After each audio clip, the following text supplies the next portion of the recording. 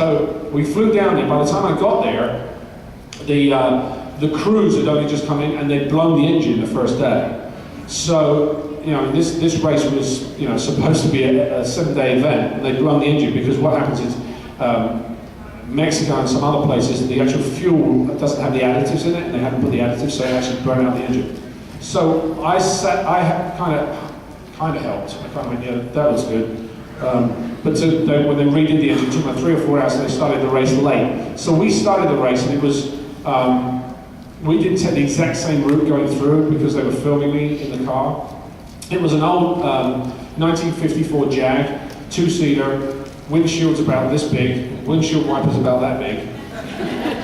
And just as we were getting to, I was doing 125 miles an hour in this thing. It was kind of fun, you know, and helmets and all that stuff. It's open air too. And right about just as we're getting towards Mexico City, it starts to pour with rain. Oh, lovely. So the roads in Mexico, and we had dry weather tires because on racing cars, you know, but the tire, you know, there's only that much touching the ground on these tires. And we get to Mexico City, and the road's got all these little divots in it, like this. Right?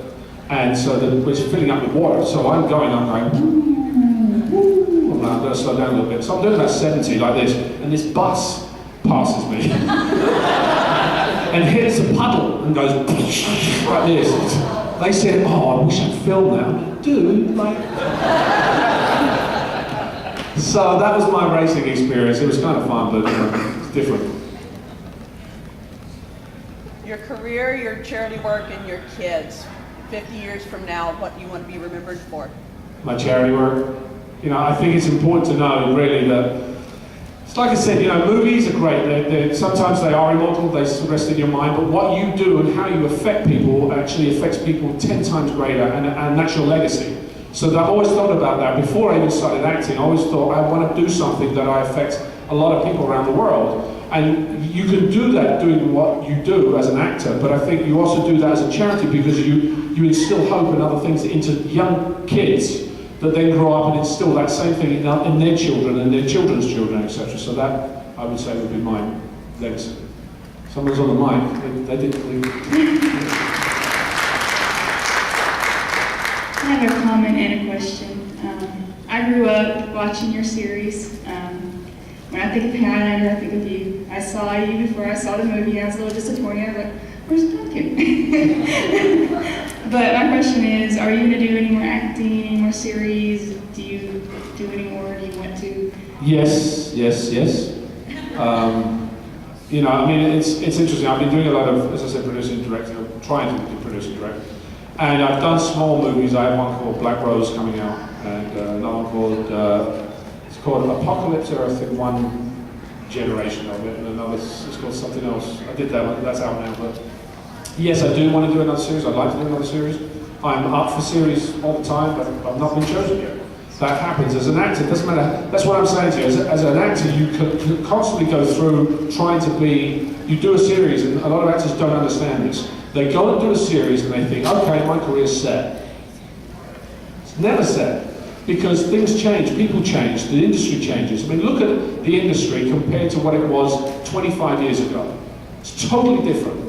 And what people watch and what they're excited about is totally different. You would never have had, 25 years ago, a series called The Walking Dead that would be successful. They're like, oh my God, they can't do that. They never thought about doing that. So the whole thing changes. So what you do, you have to reinvent yourself as you go along and ride the waves, because every career does this. And you ride those bottoms, and you keep doing what you do, and eventually you'll hit something else, and people have to understand that. You have to be smart about it. Well, my family loves you, so if you're getting anything, you would be all over it. Thank you. Thank you very much.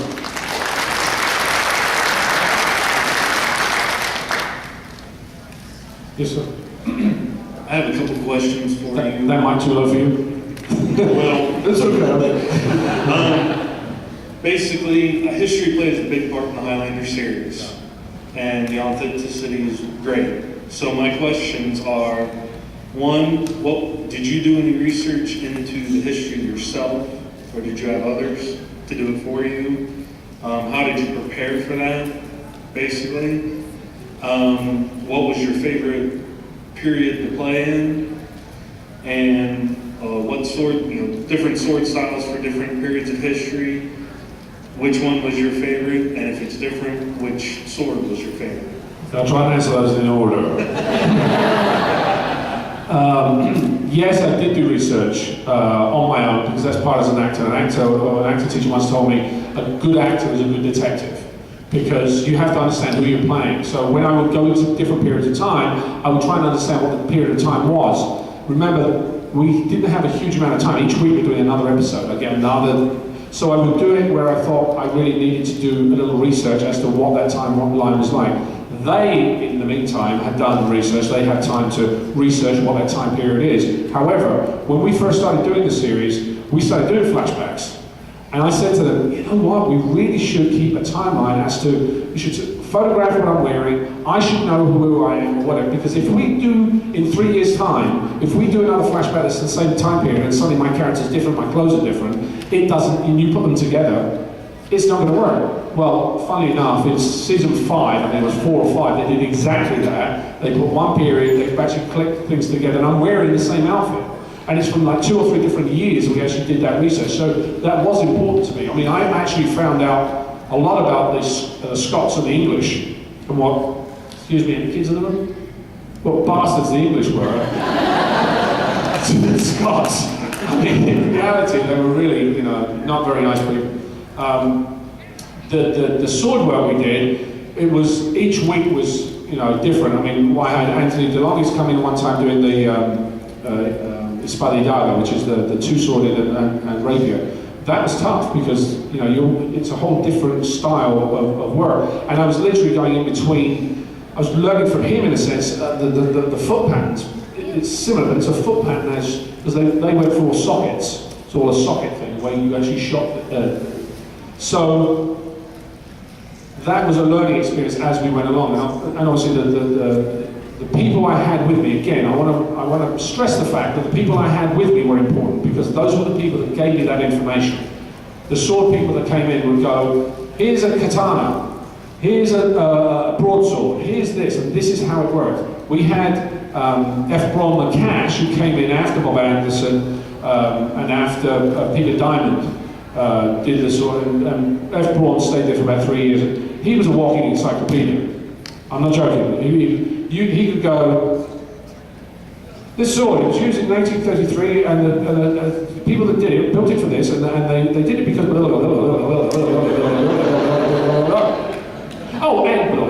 and it would just go on. I mean, he would know everything about it, so it was useful to have that, so it was interesting, but it was a learning experience. Did I answer all of them? What was your favorites? Was my favorite episode or favorite? No, weapon style and weapons. Well, I mean, the katana to me, I really understood. It was something, but the thing was, I actually incorporated it as, like I said, a martial artist. It was about mixing the style because the katana, the way I used it, wasn't exactly the way it was a much more linear style. Mine was a much more flowy style because that's what I understood. So I like that weapon. Not the rapier actually has a buckle. It was hard to manipulate for me because I couldn't turn it. It was much more of a slashing weapon. So I was used to much more flowy moves. So to me, that was the weapon. Thank you. You're welcome. Yes. My wife makes me hide in the closet down the bottom there because, well, there's actually one up on the walls. My kids, on my house I have a slew of things I've done. And my kids are like, Babbo means dad in Italian, because I only speak Italian to my kids. And he's like, Babbo. And I'm like, yeah, I'll tell you about that later. I haven't explained that to him yet. My daughter sees me on TV, she goes, why is he there? She hasn't quite got it yet. Yes, sir. You mentioned Stan being like a brother. I was wondering how often you see him, how he's doing, and what are the chances that maybe we could have a mini Highlander reunion back here next year? Oh, that'd be interesting, wouldn't it? We're going to talk to the organisers about that. Stan is actually an acting coach now. He's doing very well in California. He has a lot of actors that are getting onto a lot of series. He's doing very, very well. I haven't spoken to him for a while. because he's really busy and I kind of travel a lot. So we keep in touch occasionally. I kind of speak to Elizabeth Grayson a little bit more, email her. Stan just gets Mrs. Assistant to email me.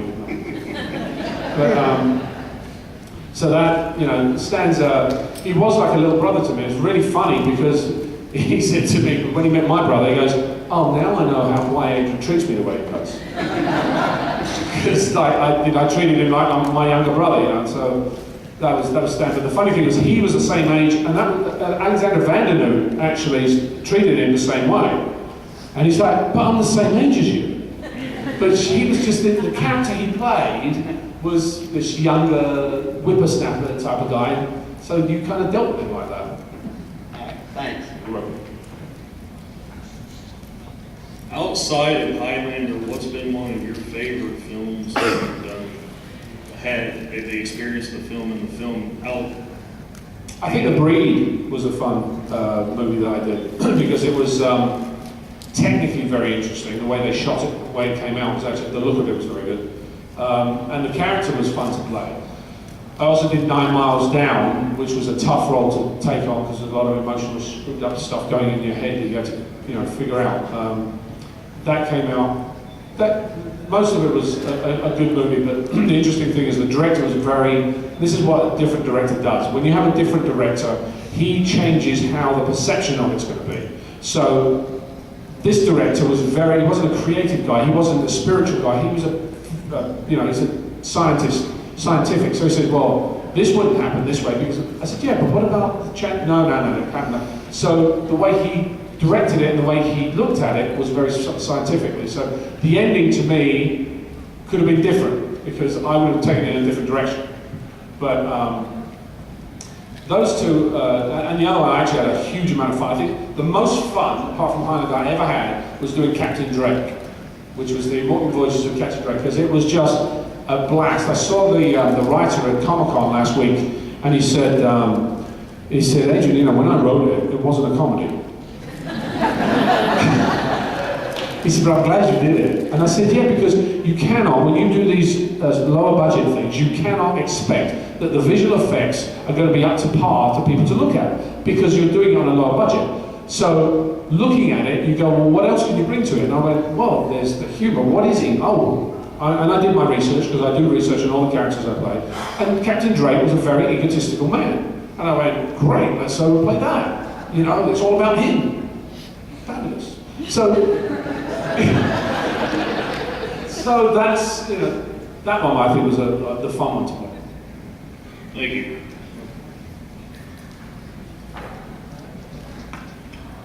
Which did you enjoy more, the historical part of filming Highlander or the modern day? Historical, I think. I mean, because it's fun to play, you're playing somebody different each week. I mean, unlike a lot of series, and I said this to somebody this morning, unlike a lot of series, I was constantly playing somebody else each week. So, and to try and do that correctly within the same character was a challenge, and it was fun to do. I wasn't playing the same thing each week. So, the historical ones were always kind of like interesting for me. Thank you. Of all those battles that you went through in sword fights, can you enlighten us in some of the pain you experienced over the years? I mean, you had to have gotten injured at some point, I would have thought.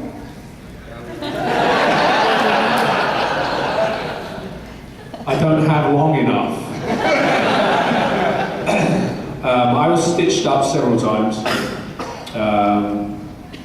Over this head, this eye, this finger especially, bled most weeks.